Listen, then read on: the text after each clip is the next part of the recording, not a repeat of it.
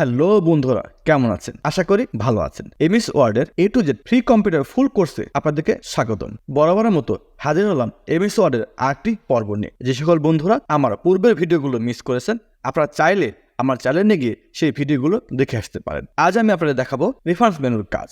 আপনারা যদি এই যে রেফারেন্স দেখতে পাচ্ছেন এখানে ক্লিক করুন, তাহলে এই রেফারেন্সের অধীনে অনেকগুলো অপশন দেখতে পারবেন, যেমন table of content, footnote, citation and biography, caption, index, table of authorities. আমি একটা করে সুন্দরভাবে প্রতিটি অপশনগুলোর কাজ দেখানোর চেষ্টা করব। তার আগে বলে রাখি, এই রেফারেন্স বেশিরভাগ কাজে লাগে আর্টিকেল বা কোনো বই পাবলিশ করার ক্ষেত্রে। চলুন আর কথা না বেড়ে শুরু করি।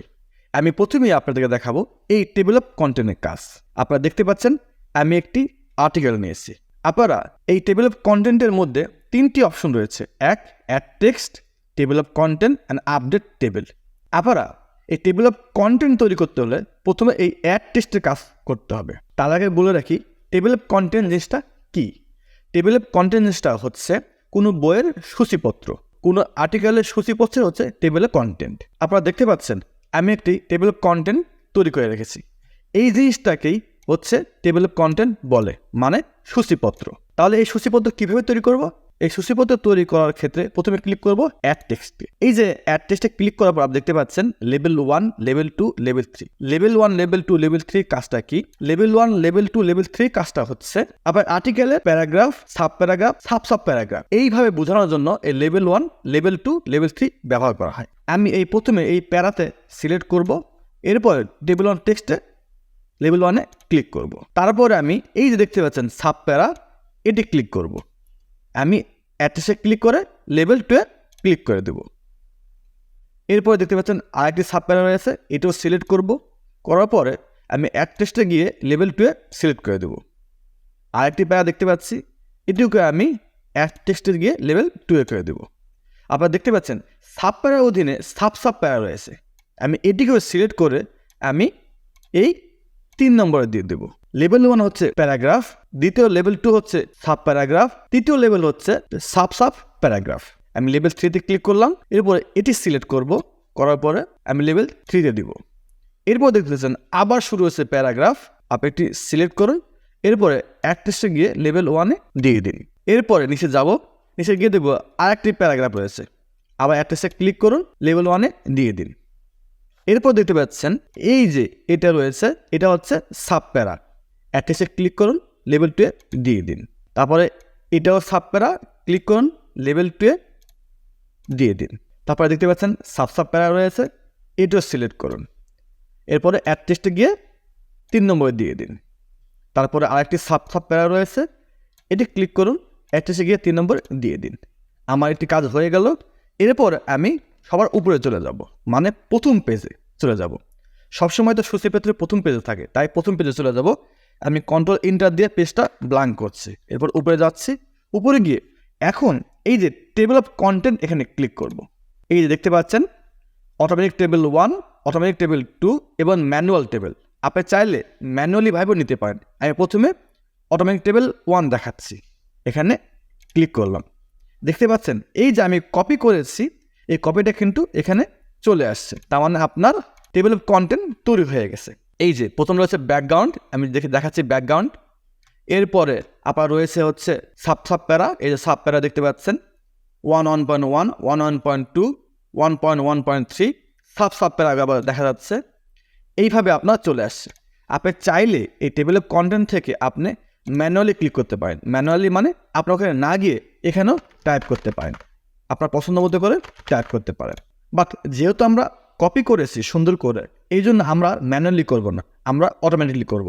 আমি কন্ট্রোল জেড দিচ্ছি, দেখুন আমার অটোমেটিকলি টেবিল অফ কন্টেন্ট তৈরি হয়ে গেছে।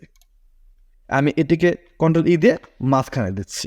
এরপর আমরা এই টেবিল অফ কন্টেন্টকে কাস্টমাইজ করব। তার জন্য কি করব? তার জন্য আমরা এই টেবিল অফ কন্টেন্টে ক্লিক করব। করার পর দেখতে পাচ্ছি এই যে কাস্টমাইজ টেবিল কন্টেন্ট, এখানে ক্লিক করুন। এখানে দেখতে পাচ্ছেন অনেকগুলো অপশন রয়েছে। প্রিন্ট প্রিভিউ মানে আপনার টেবিলটি কীরকম রয়েছে তা দেখা যাচ্ছে। এবারে রয়েছে ওয়েব প্রিভিউ মানে আপনার টেবিল অফ কন্টেন্ট কীভাবে দেখাচ্ছে। দেখুন হেডিং 1, হেডিং 2, হেডিং 3 মানে paragraph, sub paragraph, sub paragraph.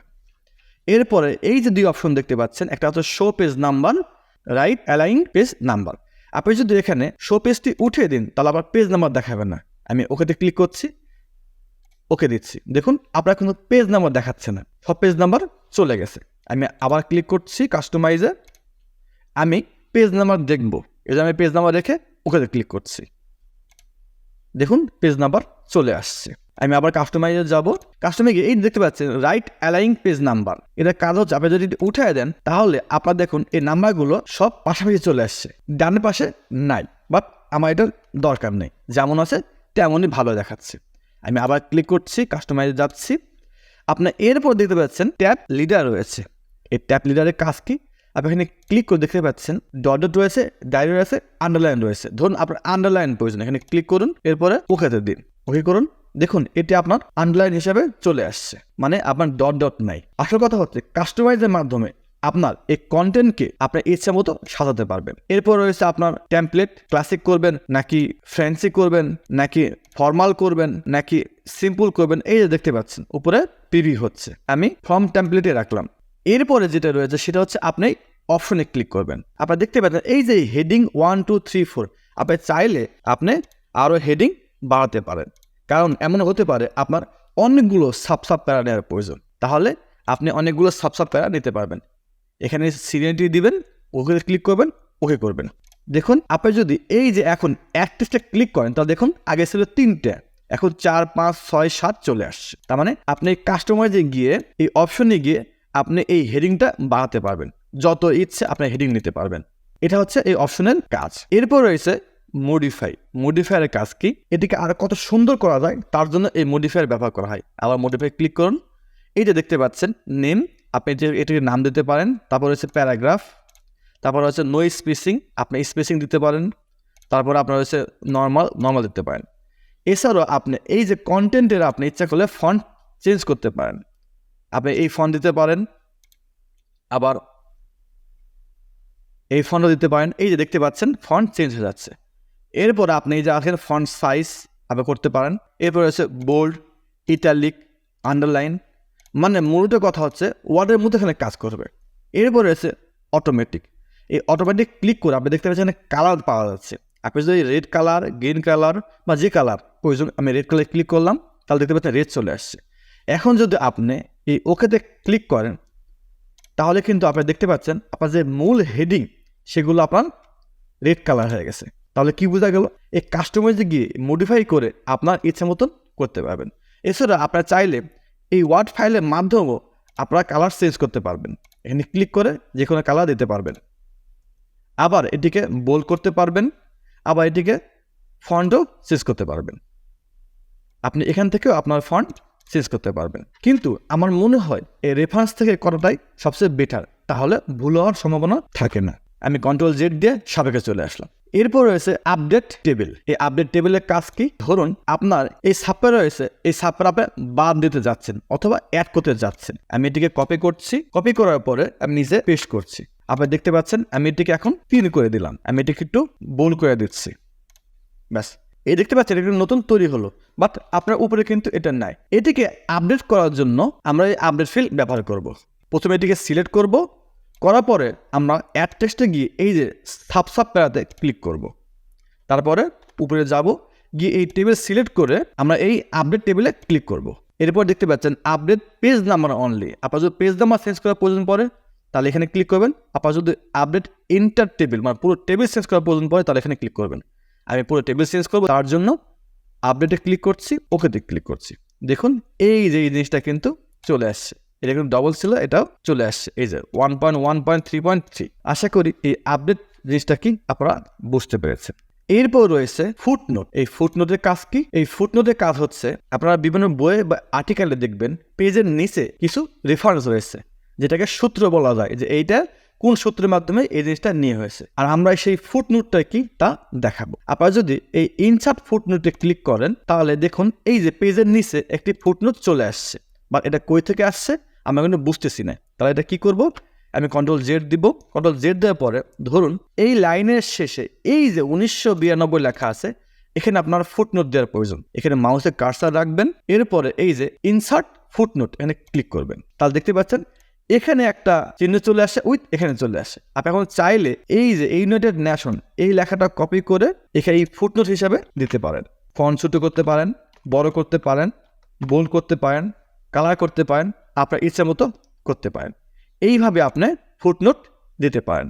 আপনি যদি চান আপনি প্রতি পেজে পেজে ফুটনোট দিতে পারবেন। ধরুন আপনি এই যে দ্য রিভাইস আইসিটি পলিসি 2019 এখানে ফুটনোট দিবেন, তাহলে এখানে মাউস রাখবেন, ওই লেখার শেষে মাউস রাখবেন, এরপরে ইনসার্ট ফুটনোটে ক্লিক করবেন। দেখুন ফুটনোট 2 ক্রিয়েট হয়ে গেল। এরপর এটি কপি করুন, এখানে দিয়ে দিন, ব্যাস ফুটনোট আমার তৈরি হয়ে গেল। এরপর দেখতে পাচ্ছেন ইনসার্ট ইন নোট, মানে আপনি যদি চান যে আপনার পুরো এই আর্টিকেল রয়েছে, আর্টিকেলের একদম শেষে সবগুলো ফুটনোট নেবে, তাহলে আপনি ইনসার্ট ফুটনোটে ক্লিক করবেন। দেখুন একবারে সবার শেষে চলে আসছে। এখন আপনার যেখানে যেখানে আপনার ফুটনোট দেওয়ার প্রয়োজন রয়েছে এখানে ক্লিক করুন, ইনসার্ট ফুটনোটে ক্লিক করুন, তাহলে দেখুন এই যে এখানে একটা ফুটনোট চলে আসছে এবং এখানে 2ও চলে আসছে। আবার যদি মনে হয় যে না আপনার এইখানে এই যে ডিজিটাল বাংলাদেশ এখানে ফুটনোট দেওয়ার প্রয়োজন, তাহলে এখানে ক্লিক করুন এবং ইনসার্ট ফুটনোট ক্লিক করুন। দেখুন এখানে চলে আসছে। আপনি চাইলে ওই ডিজিটাল বাংলাদেশ কপি করে অথবা আপনি এখানে কিছু লিখতে পারেন। আমি এখানে কিছু লিখছি, দেখুন এখানে আমি কিছু লিখে দিলাম এবং এখানেও কিছু লিখে দিলাম এবং 3 নম্বর ফুটনোট আছে এখানেও কিছু লিখে দিলাম, মানে আমার ফুটনোট চলে আসলো। এখন আমরা হোমে যাব। হোমে গিয়ে এই যে দেখতে পাচ্ছেন নেক্সট ফুটনোট, আপনি যদি ক্লিক করেন তাহলে আপনি নেক্সট ফুটনোটে ক্লিক করবেন। আপনি যে ফুটনোটটা চলে আসে এটা দেখাচ্ছে। এখন যদি মনে হয় আবার নেক্সট করবেন তাহলে আবার এই ফুটনোটে দেখাবে। এখন যদি মনে আপনার প্রিভিয়াসে যাওয়া দরকার, সামনে যে ফুটনোটটা আছে সেটা দেখবেন, তাহলে আপনি এখানে ক্লিক করবেন। এরপরে যে প্রিভিয়াস ফুটনোটটা আছে এখানে ক্লিক করেন, এই ফুটনোটটা চলে আসবে।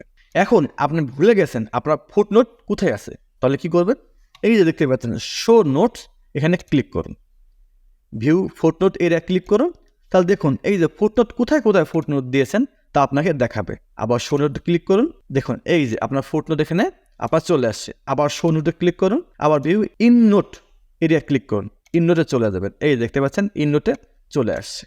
মানে এই শো নোটের মাধ্যমে আপনাকে কোথায় নোট করা আছে তা আপনাকে দেখাবে, কারণ অনেক সময় আমরা এই নোটগুলো ভুলে যেতে পারি।